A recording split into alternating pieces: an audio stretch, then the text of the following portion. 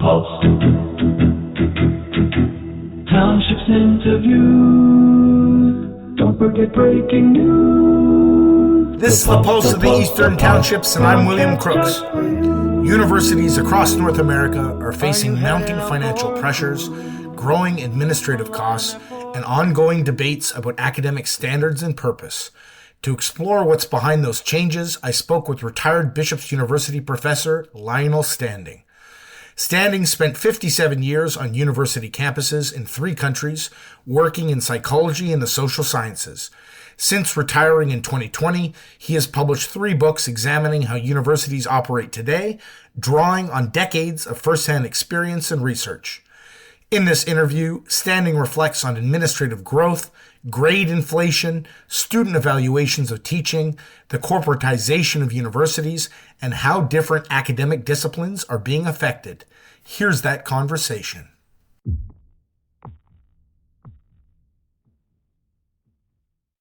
All right, Dr. Standing, give me your background at Bishop's and where the idea for these books came from. Okay. My background is that I spent my life as an academic. I was just calculating that I spent, think for a second, I think it was said to be 57 years on university campuses. I've worked on 5 different campuses in 3 different countries. So, my position is that I'm a retired academic who spent his entire life really going through undergraduate and graduate school, and then also working on the faculty in various different universities. My motivation for writing the book was that I retired in 1980, and just as the pandemic was starting, I thought it would be an interesting project to finally put down some of the more strange experiences and observations that I've made over the years on campus, and thought I would try to write a book on that, keeping it as factual as possible, giving specifics and names and dates and things like that. I find that this was quite an interesting and enjoyable experience, so I wrote away, and eventually it turned into three books, because there was so much material out there. I couldn't stop with just one, basically, and I found that the situation overall of the university today is not looking too good in many ways. I'll come to more details about that in just a moment. Dr. Standing's tongue slipped. He said he retired in 1980, but he meant 2020. His discipline was psychology. Did you notice things getting worse over the decades, Dr. Standing? Yes, very definitely, and one doesn't want to be too much of a Jeremiah, but basically, even if you look at some of the pretty objective evidence, there are a lot of grounds for believing that the university is currently in a state of pretty dire problem. It's not a great time for universities, although of course they keep booming. There are more of them all the time. But nevertheless, in a number of different ways, you can say that various ills afflicting universities in quite a drastic kind of way right now. Do you have any personal anecdotes before we get into the objective metrics?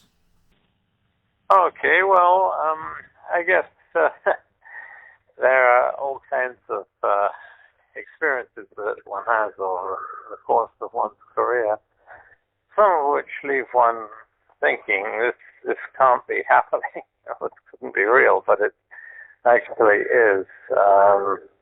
I've only been working for a year or two in a local liberal arts college when suddenly the money ran out and a third of the faculty were fired abruptly. That was a pretty drastic experience, and I couldn't help wondering how could it have been allowed to get to this level. But since then, actually, a lot of institutions have run into problems. This is just one aspect of universities, of course, the financial one, but I'll start with that. If you look back over the last few years, the last decade or two, about half of the liberal arts colleges in Vermont, for example, have simply closed. They've run out of money and had to close up.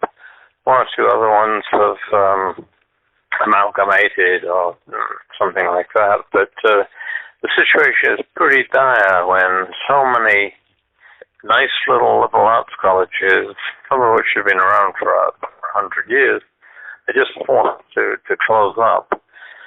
And all over the United States, there's a steady trickle of colleges closing. It tends to be the smaller ones, but some of them are of quite good reputation.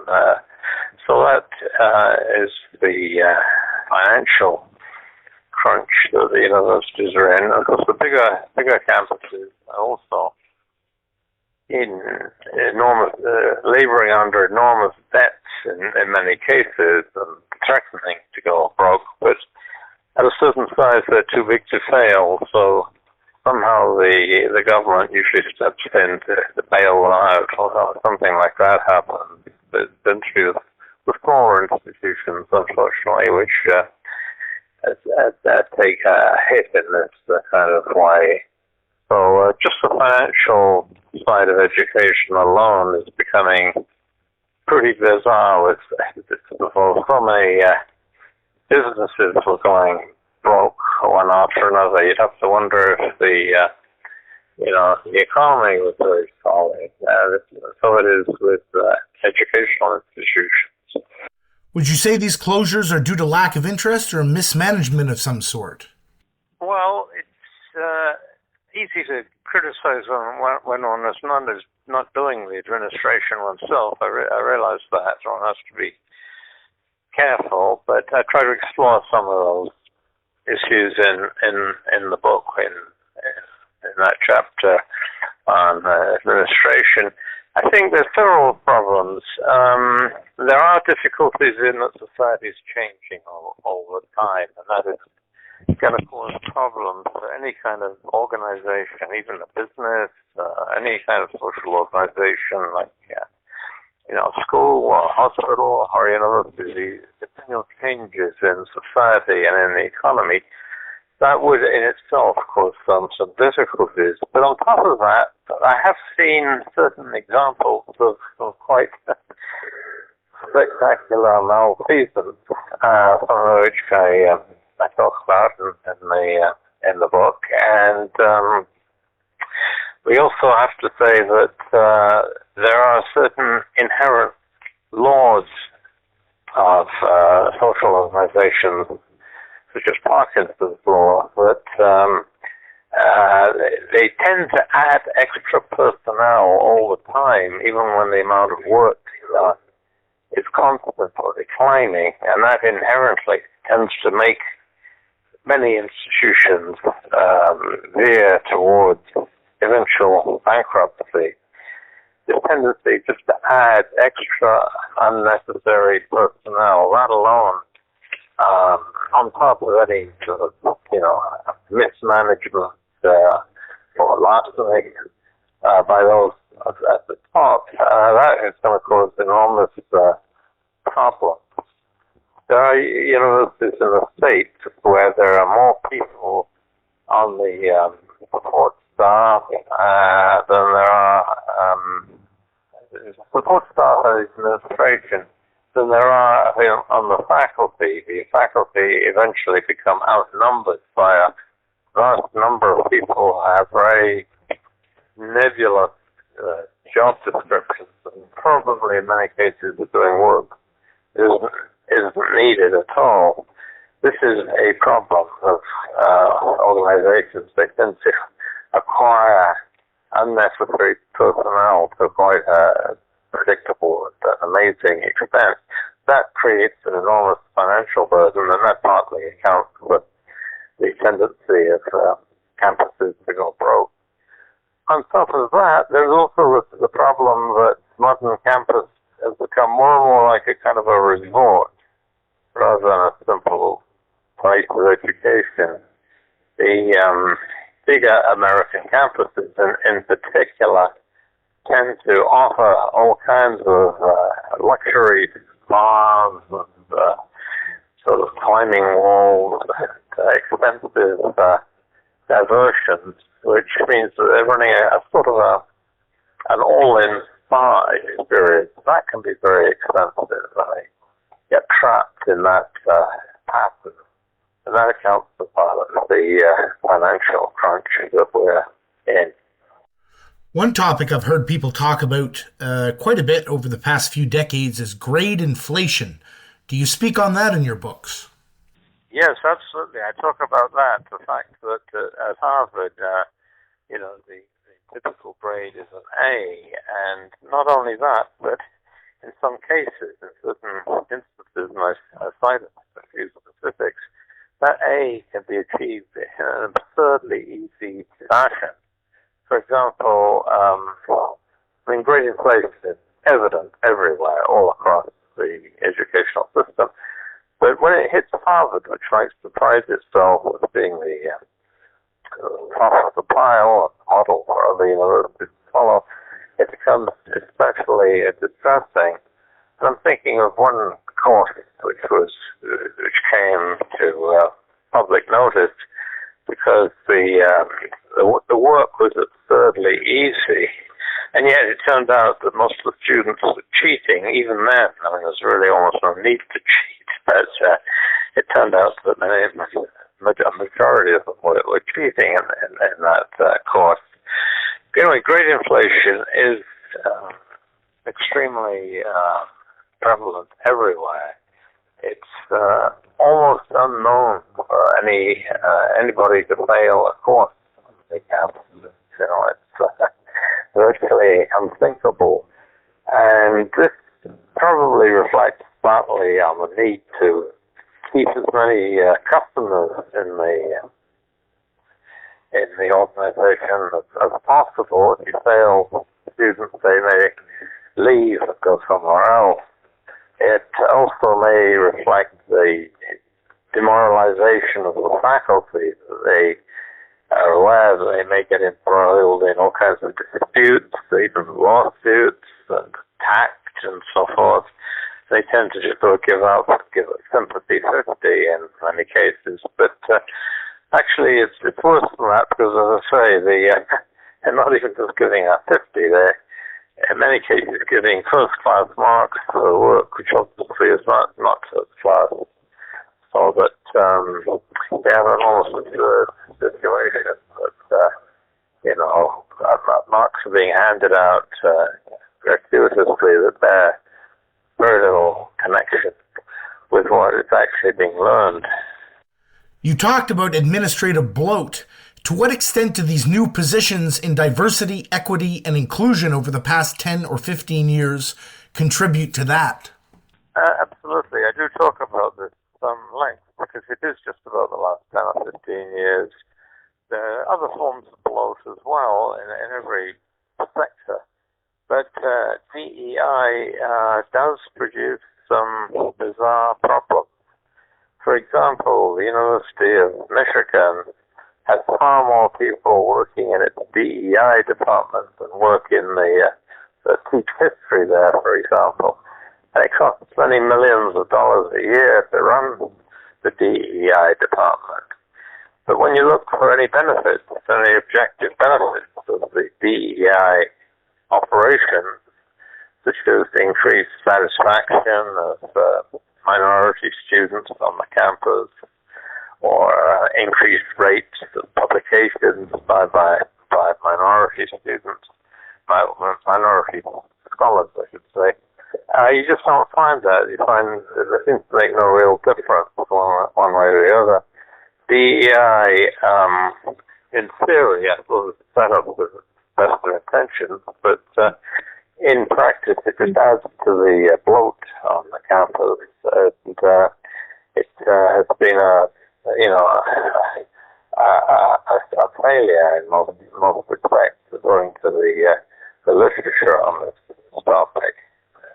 Following up on grade inflation, in your experience over the past 5 decades, has the quality of student gone down? Well, yes, in a sense, I would have to. I mean, they're just as intelligent as they always were, and most of them nice people, a pleasant pleasure to interact with them and to teach them. But their level of preparation from the school system is definitely declined. Has definitely declined pretty considerably, I'd have to say. Many of them just don't have some of the basic skills that are needed. Things like literacy, reading skills, basic arithmetic skills, logical thinking, critical thinking. Those things tend to be a real problem. And the trouble is that one teacher alone can't do much to change this. It's very difficult. And so the individual instructor finds themselves pressured into just passing everybody, if at all possible, and passing the problem on to the next instructor who takes over with that student. So yeah, I'd say there is a real problem here. Okay, interesting. Would you say the rise in the importance of student assessments of their own teacher has contributed to this overall decline at all? It is a real issue, and in my third book, as I mentioned, 3 books, in my third book, I do have a chapter on some of the things that have happened in the era of SET, student evaluation teaching. In theory, it's a good idea, and it should enable instructors to get useful feedback and so on. But in fact, it becomes part of the administrative game, because things like promotion, tenure, tend to rely very heavily on student evaluations. So most instructors are fairly desperate to do anything they can to raise their evaluations, if necessary, by giving easy marks for work and so forth. There have been enormous meta-analyses which have looked at the question of whether higher student ratings correlate with more learning on the part of the class, and the answer is no. You find no relationship at all. What it boils down to is that some people enjoy a given course or a given instructor. That certainly is true, and that is what comes out in the ratings. But it has no apparent bearing on the amount that they've actually learned. Some studies, it actually tends to correlate a bit negatively. So I'd say yes, that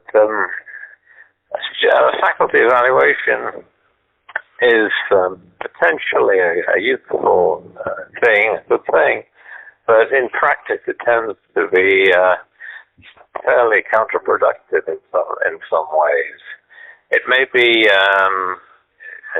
useful for formative purposes, but when it's used for what are called summative processes, it tends to become part of the great sort of power game as to whether somebody is hired or fired or promoted or whatever.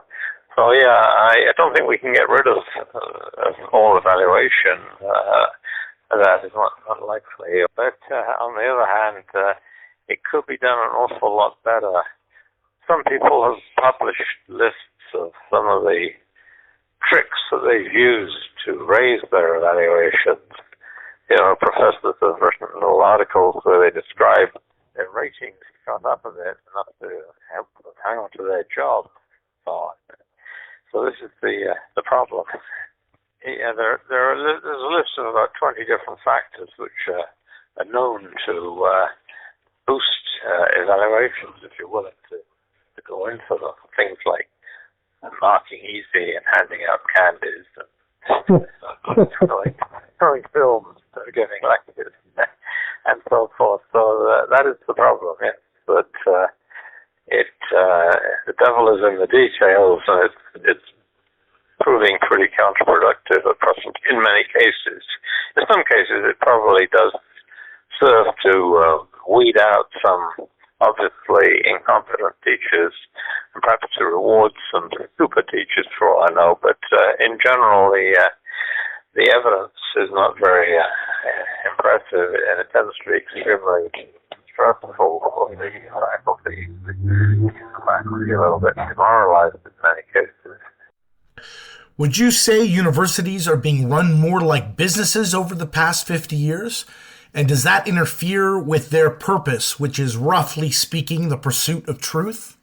In my first book, I talk about chapter 3 is corporatization and commoditization, and I talk about the administrators and the apparatchiks in this corporate era. Yeah, the nature of the university has become very corporate, and that has not really helped things in some ways. It may have eliminated a few inefficiencies or abuses of the past. There may have been some positive sides to this, but in many cases, the result can end up as a very grotesque organization or corporation which has very little in connection with education. You know, we would not really expect a school or a church to become a business, a corporation in that sense. Likewise, the nature of the university gets very, very distorted usually when it becomes a business corporation, and yet that is the pattern that we've seen. Do these problems you're speaking of affect some disciplines in the university more than others? Well, that's a good question. In some ways, you can compare the disciplines by asking how much solid information there is in them. The STEM sciences, the physical sciences and mathematics, do manage to convey a certain amount of information to their graduates, and there's too much going on that's totally laughable. But at the other extreme, I have to say that in the humanities, some of what goes on definitely, to many people, would look pretty laughable. And the social sciences would come somewhere in between the two. There's a certain amount of content there, but also a certain amount of fluff, or what the British call Mickey Mouse courses. I think the problem in the humanities, looking on my position as social science teacher, provide us they are fairly dire. What is to be taught in their desperate need to try and boost their falling enrollment? As you know, the humanities have desperately low numbers of people opting to major in fields like in English or history or languages or whatever it might be. In the desperate need to try and boost enrollment, teachers engage in every kind of grandeur or hucksterism, really. They try to give their courses extremely trendy names, and they try to bring in a little popular culture, so you get Madonna or something like that. And this doesn't really seem to work very well. It doesn't even bring in very many more students. The enrollments keep on going down. But yeah, I'd say that in order of problem, the science is actually doing fairly well. The humanities are struggling badly, and the social sciences are fairly popular, so they come somewhere in the middle and can get by.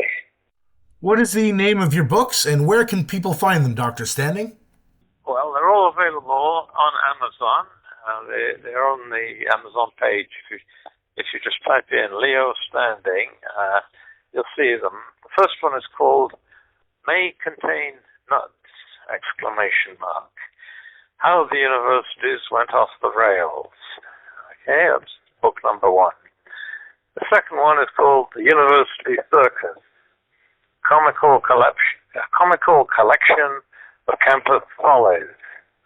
And the third one is called Hackademia, Hackademia, Hackademia, ! Misdeeds and malarkey on campus. So, the three books effectively deal with some of the problems of why universities have run into such dire difficulties lately. The second one tends to explore some of the eccentricities and bizarre things that happen in the sheltered environment of campus, including some humorous material, I could add. The third one is about misdeeds and malarkey. This covers things like actual crimes on campus, which is surprisingly common, in fact, in terms of financial misappropriation and so forth.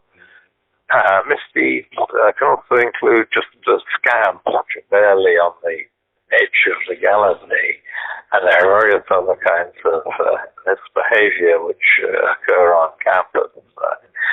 So that's the three books, respectively.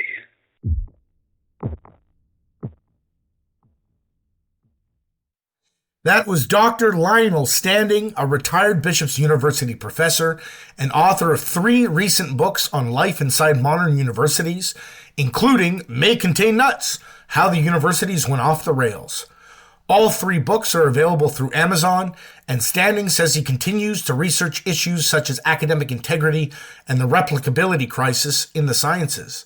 You can find more reporting and full interviews at pulsetownships.com. I'm William Crooks. Thanks for listening, and always remember, keep that finger on the pulse. The Pulse. Townships interview. Don't forget breaking news. The Pulse, the Pulse, the Pulse. Broadcast just for you. Are you headed out for a cruise? Or lying there for a snooze? The Pulse, the Pulse, the Pulse, broadcast just for you.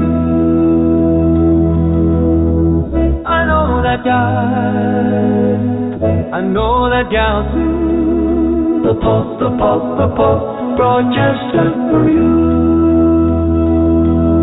The Townsend Northern News, make sure to choose the Pulse, the Pulse, the Pulse, the Pulse. The Pulse, the Pulse, the Pulse, the Pulse. The Pulse of the Eastern Townships broadcast.